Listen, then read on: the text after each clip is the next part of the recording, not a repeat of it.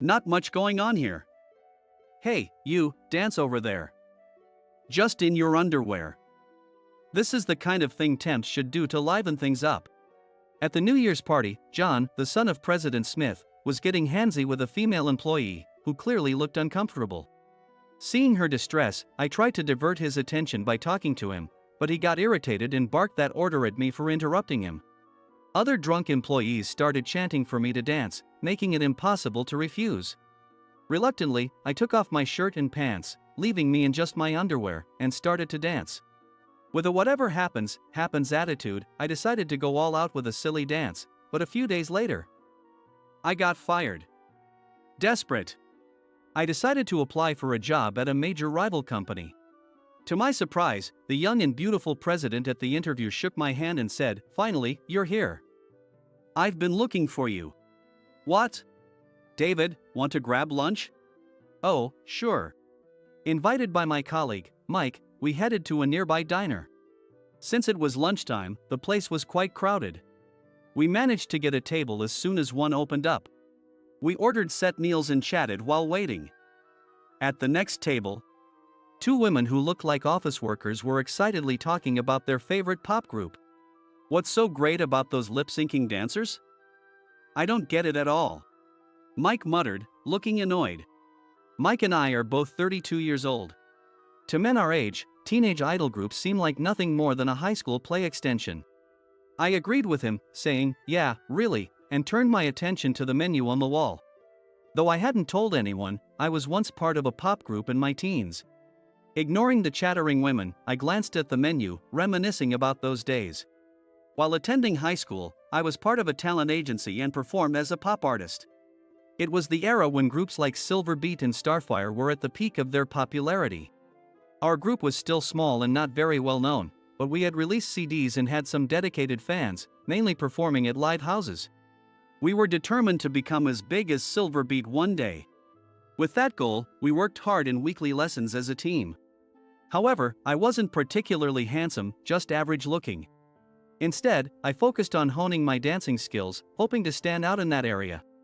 I continued performing in the music industry for a year after graduating high school, but due to differences in direction among the members, our band disbanded. We all went our separate ways. Since I wasn't very popular, I tried pursuing a solo career but didn't gain much traction. Eventually, I ended up as a backup dancer for other artists, and as more and more young performers debuted, I began to question if I should continue in this field. By my late 20s, I retired from the entertainment industry. I then enrolled in a technical school for IT, aiming for a job. After registering with a temp agency, I worked at various IT companies. The company I was temping for now is an app development firm. They were known to offer permanent positions to temps. Motivated by this, I worked hard to secure a permanent position. However, 3 months after I started, John Smith, the president's son, joined the company as an experienced hire. Since then, the atmosphere in the department turned sour. John, leveraging his position as the president's son, did whatever he pleased. He was domineering with male employees and openly lecherous with female employees. He was particularly harsh on temps like me, often calling us for trivial tasks without any real need. Even when I had a pressing task due by noon, he'd interrupt with his errands, causing real trouble. Just the other day, he took over a young female employee's task and dumped it on me, saying, "That's a lot of data, must be tough. It'll take you half a day. I'll do it for you." Hey! David, you handle this data. As a temp, it's your job to support us full-timers. When a full-timer says that, temps have no choice but to comply. I had to stop my current work and start on the data as John ordered, finishing it by noon. Then, I hurriedly resumed my interrupted task and managed to complete it by the morning deadline. This kind of treatment is commonplace in this office. It's somewhat understandable for temps to receive one-sided orders. But his selfish behavior towards other employees gradually made him an outcast in the office. Despite this, Emily, a new female employee, became his favorite target. He persistently hit on her every day. At 22, she was the youngest and prettiest woman in the office. Because of this, he kept finding excuses to involve her in his work. However, Emily seemed to have a quiet personality. She couldn't refuse his daily advances and ended up working with him as he dictated. Feeling sorry for her, there was nothing I, as a temp, could do. I just pretended not to see, and each day passed by without me being able to help. On the first workday after the new year.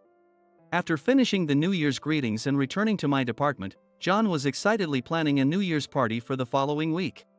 However, none of my colleagues seemed enthusiastic about it. No one joined in on his excitement. I returned to my desk and began organizing my documents when John called out to me from behind. "David, we're having a New Year's party next week. You better come." It was supposed to be for full-time employees only. But Jake insisted on letting the temps join, so you're in. I didn't want to attend such a party, but it would be foolish to refuse and jeopardize my chances of becoming a full-time employee. I decided to quietly drink and told him I would attend. It seemed other temps couldn't refuse either and resigned themselves to participate. The party was held at a pub the following weekend. I wanted to sit at the edge of the table, but the manager, Jake, told me to mingle with the full-time employees. So I ended up sitting across from John, much to my dismay. Of all places, right in front of John, worst luck. Feeling disappointed, I saw him calling Emily over and telling her to sit next to him. She reluctantly moved from her chatty group of female employees to sit beside him. When she sat next to him, John happily started bragging. He went on about the car he drove, the brand of his suit, and how much his watch cost, talking only about himself. Emily nodded along, but it was obvious from her expression that she was just being polite. However, he didn't seem to notice this. Misinterpreting her politeness as interest, he began hitting on her. Initially, she managed to deflect his advances, but his behavior escalated to the point of touching her. Clearly uncomfortable, she glanced at me, silently asking for help. Honestly, I didn't want to talk to John. But I couldn't ignore her distressed look, so I kept talking to him, trying to divert his attention from Emily. As a result, John, unable to talk to her, grew increasingly irritated and finally decided to get rid of me. "Not much going on here. David, you, dance over there. Just in your underwear. This is the kind of thing temps should do to liven things up." He suddenly shouted, and with everyone already tipsy, they enthusiastically supported his idea. Other drunk employees started chanting for me to dance, making it impossible to refuse. Reluctantly, I took off my shirt and pants, leaving me in just my underwear, and started to dance. To everyone's delight, I decided to go all out with a silly dance. The employees clapped and commented, "Surprisingly, he's a good dancer," while happily recording videos with their phones. As I danced amid the lively atmosphere, I saw an unbelievable sight. John was clinging to Emily, trying to kiss her in the middle of the party. Furious from being made to dance in such a humiliating manner, I impulsively danced over to them. I intentionally stepped between them, grabbed a beer bottle from the table, and poured it over John's head while still dancing. As I playfully doused him with beer, he flew into a rage and lunged at me. I continued to mock him with a smile, which only made him angrier. He turned red and swung at me. Other employees tried to intervene, but he couldn't be calmed and kept raging. The noise of our commotion seemed to echo throughout the place. The restaurant staff rushed over, asking us to keep it down.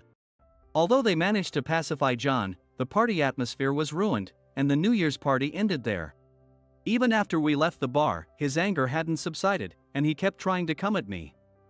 Other employees held him back and urged me to leave first. So I did. On my way home, as the alcohol wore off, many thoughts ran through my head. I knew my chance at getting a full-time position at this company was over. Feeling dejected, I opened the door and went home. The next day, the atmosphere in the office was terrible. Jake called me into a separate room and asked me about the incident where I poured beer on John. Not wanting to involve Emily, I took the blame, saying it was a personal grudge. He calmly informed me that he would report the incident to the temp agency. However, knowing about John's problematic behavior towards temps, he said he wouldn't make a big deal out of it. Thanks to this, I only received a warning from the temp agency and avoided any severe consequences. John must have gotten a scolding from Jake. After that, he stopped persistently hitting on Emily. Instead, he began glaring at me whenever we crossed paths, but I ignored his looks and focused on my work. However, a few days after the New Year's party, I was suddenly informed by the temp agency that my contract was being terminated. When I asked why, they said it was because of sexual harassment complaints. Since I had no recollection of such behavior, I went to the company to find out what happened and was shown a video of me dancing in my underwear at the party. The complaint stated that I had danced provocatively despite the discomfort of the female employees. Furthermore, Jake said that while he didn't want to make a big issue out of the New Year's party, he couldn't overlook such behavior. And the company decided to end my contract. Despite repeatedly explaining that I was forced into the dance by the employees, the temp agency wouldn't listen. They told me I had to make my final farewells at the company the next day and leave. I've worked so hard aiming to become a full-time employee, but now it's really over. Feeling like an empty shell, I said okay and left the temp agency. The next day, I went to the company to make my final goodbyes. After saying goodbye to everyone, I stood in front of John. I didn't want to talk to him, but I felt I needed to give a proper farewell. "Thank you for everything," I said. He smirked and replied, "It's good to get rid of someone who'd strip in front of women." I wanted to end things peacefully, but I couldn't help glaring at him and retorting, "You were the one who told me to strip and dance." I couldn't hold back and yelled at him. Jake and the other employees watched from a distance. "Even if I told you, you could have refused. If you didn't, it's your fault for the harassment. There's no way I could refuse." I muttered a small protest, but Jake intervened, saying, "That's enough." He then urged the employees to get back to work. Having no choice, I quietly left the office. As I waited for the elevator, Emily came running after me. "David, I'm sorry for causing you so much trouble." She bowed deeply in front of the elevator. "Emily, don't worry about it. This company and I weren't meant to be. I'll find something else, so don't worry." As I spoke, she seemed to want to say more but hesitated. When the elevator arrived and I stepped in, she handed me a note. "This company is hiring. Maybe you could apply." Just as she finished speaking, the elevator doors closed. I opened the note, and I saw it was for a well-known rival company. There's no way I could get into such a big company, I thought as I left the building. When I went to the temp agency to find my next placement, the sexual harassment allegations seemed to have followed me. They told me they couldn't find a new assignment for me. I realized I'd probably never work for that agency again. So, I terminated my contract with the temp agency and began looking for another job. The next day, I registered with another temp agency, but I couldn't find a placement as quickly as I had hoped. Nevertheless, I had to make a living. I scraped by with short-term part-time jobs while continuing my search. A few months later, I noticed a job listing for the company Emily had mentioned before, and I decided to apply, even though my hopes weren't high. This company was an app development firm founded by a young woman while she was still a student. It had grown rapidly to become a leading company in the industry. I applied through their mobile site and received an email with an interview schedule. I was surprised to even get an interview, but I figured I'd be rejected quickly. With this negative mindset, I headed to the interview.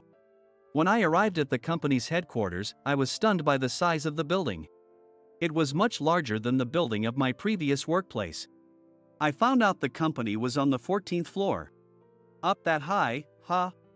I pressed the button, and one of the 6 elevators immediately stopped. I nervously stepped into the elevator and pressed the button for the 14th floor. The high-speed elevator quickly arrived at the 14th floor. I entered the office and headed to the room prepared for the interview, where President Anderson was already seated. I straightened my posture out of nervousness. I had seen her photo on the company's website and thought she was quite beautiful and impressive for her age, but in person, she was even more stunning. She was the only one in the room, indicating she would be conducting the interview herself. I greeted her nervously. Suddenly, she looked intently at my face and then came closer, grasping my hand. "Finally, you're here. I've been looking for you." She looked up at me with a hopeful gaze, making me even more nervous in a different way. As I stood there, stunned, she released my hand and began speaking with a gentle smile. "I've heard about you from people at your previous company. They said you're very capable, David. Did you hear that from Emily?" I asked. She gave a vague response. It made me think Emily had recommended me. I silently thanked her. The interview proceeded smoothly, and I was officially hired as a full-time employee. I was so happy that I bought a can of beer to celebrate at home, even though I usually didn't drink. From the next day, I threw myself into my new job with enthusiasm. The company had a supportive environment, and all the employees were great to work with. I felt a strong responsibility to meet the expectations of Emily, who recommended me, and President Anderson, who hired me. I worked hard every day with that motivation. As a result, I gained recognition from my colleagues and gradually earned their trust. President Anderson was very friendly, often casually chatting with me in the office. I was so happy with my new job that I got a bit carried away. One day, I was in the break area and, without realizing President Anderson was nearby, started humming one of my old songs. From behind a pillar, she peeked out and said, "You seem to be having fun." Flustered, I apologized, "I'm sorry," but she just smiled warmly at me. "I like your singing, David." Feeling embarrassed, I scratched my head, blushing. About 2 months after I started at the new company, I got used to the job and became comfortable talking with my colleagues. I felt truly happy. I had never enjoyed work this much at any of my previous temp assignments. With meaningful work, friendly staff, and a wonderful boss, I was genuinely glad I had made the move. See you tomorrow. Take care. Today was fulfilling. Feeling satisfied as I headed home, I casually checked my social media and saw something trending that caught my eye. Idiot employee dancing naked. I tapped on the video with my thumb, and there I was, dancing in my underwear. It was the scene from the New Year's party at my old company. Why is that video? The description read, "Got rid of a vulgar employee." Those words were written in the description. And the account name on that video was familiar. Of course, it was John. I had seen this account when he showed me a video of his luxury car. The video was posted 2 months ago and had already garnered many comments. How could anyone strip in front of women? Is this the 80s? Only a creep would do this. This would definitely be unacceptable nowadays. Among the many comments criticizing me, some were trying to identify me. Isn't this the former pop artist, Alex? Yeah, it's Alex. How far he's fallen. Gross. He looks fat, doesn't he? The video had over 20,000 likes. Checking other social media platforms, I saw that the video had been widely shared. And some even knew where I worked now. Seeing that video made my previously contented mood plummet into despair. I stood there at the traffic light, staring at my phone until someone bumped into me from behind. Thinking back to my days on stage, basking in the adoration of fans. I never imagined I'd end up as a mere office worker. Reflecting on my hopeful teenage years, I felt pathetic. With heavy steps, I returned home and noticed an email in a folder I hadn't checked in a while, related to my old company. It was full of emails from John. "So you were a pop artist? How humiliating to show such a disgraceful scene. This is your punishment for embarrassing me. I'll make sure the world sees how pathetic you've become." So John is the one who spread that video. That night, I couldn't eat dinner or sleep. A few days later, the video started appearing in videos by current events YouTubers, and searching my former stage name, Alex, brought up countless clips. I saw Alex at the station the other day. He must live around there. Let's track him down. Some people were even trying to find out where I lived. There were also phone inquiries to my company. Naturally, this affected how my colleagues viewed me. Am I going to have to leave this company too? By then, I had lost the enthusiasm I once had. In the morning, my alarm went off at the usual time. I tried to get up, but my body felt heavy. I had experienced a lot of gloomy days at my previous company, but I never thought I'd face the same situation again. Now, my past and my disgraceful dance were known to the public. The weight of this burden was far greater than anything I had felt before. Feeling down, I went to work, where the atmosphere seemed cold towards me. Even those who usually chatted with me were distant. The administrative assistant who always greeted me with a smile in the morning avoided eye contact. Despite being treated like a pariah, I still had to do my job. The day that used to fly by now seemed to drag on endlessly. At 3 p.m., with a sigh, I thought, 2 more hours to go. When President Anderson approached me. "David, I have some free time today. how about we go out for a drink? She said, mimicking the act of drinking with her hand. I honestly wanted to go home right after work. But given that the busy president had taken the time to invite me, and feeling lonely with no one else talking to me, I accepted her invitation.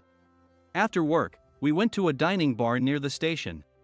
We ordered a Mediterranean course and wine, and after chatting for a while, she brought up the topic of that social media post. So that was why she invited me. Was she going to fire me because the company's name was involved? As I was having these negative thoughts, she unexpectedly started to comfort me. Everyone has pasts they'd rather forget, but the past is the past. The important thing is to keep moving forward. She said gently, her face slightly flushed from the wine. Yeah, it's pretty embarrassing. I'm sorry if this has caused the company any trouble.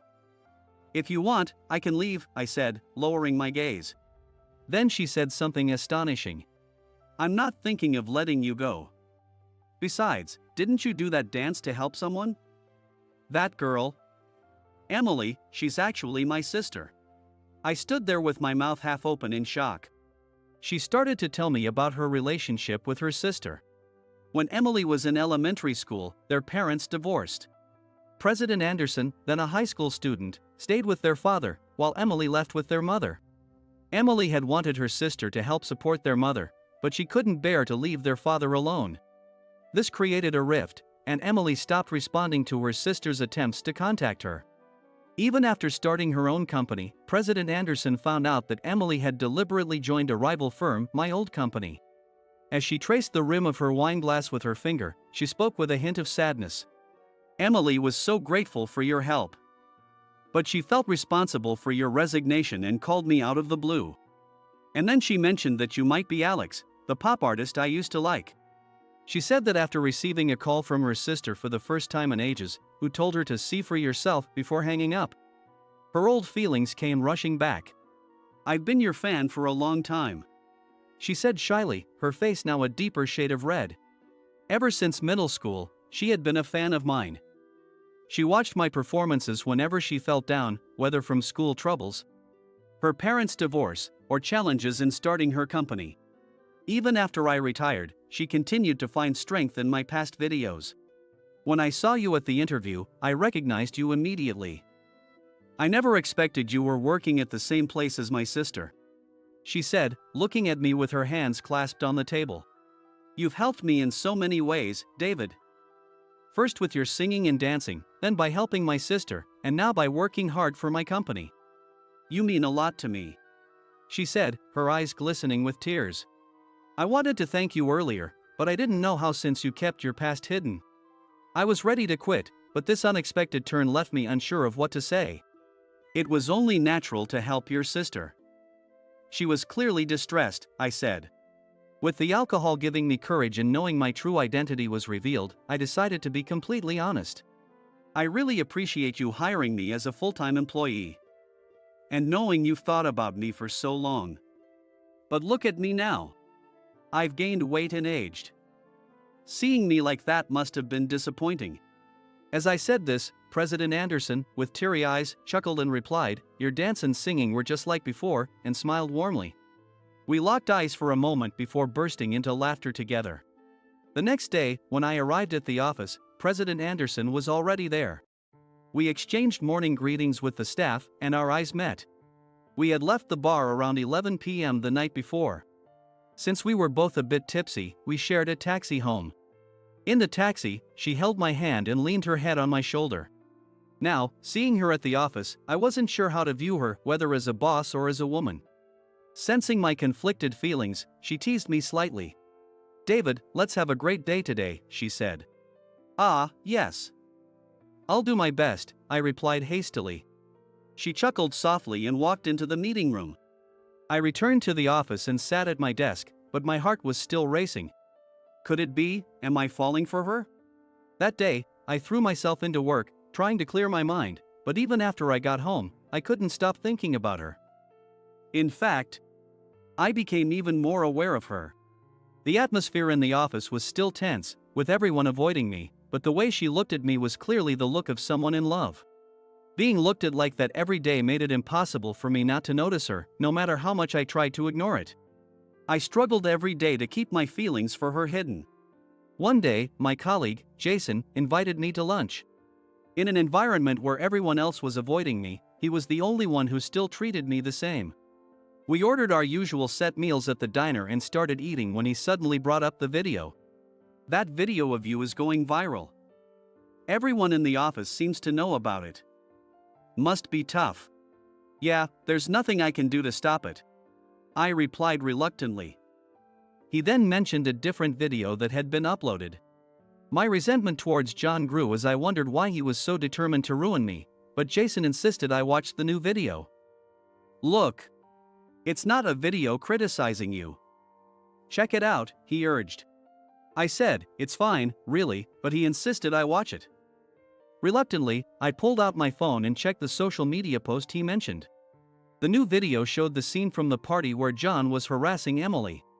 It captured him touching her and forcing himself close to her, as well as the conversation where he ordered me to dance naked, and my efforts to protect her. You really stood up for that girl, didn't you? Good job. Jason said, treating me to lunch as a token of appreciation. Within a week, my colleagues started apologizing to me one by one, saying they had misunderstood me. While I was relieved that they now knew the truth, I couldn't help but wonder who had recorded the video.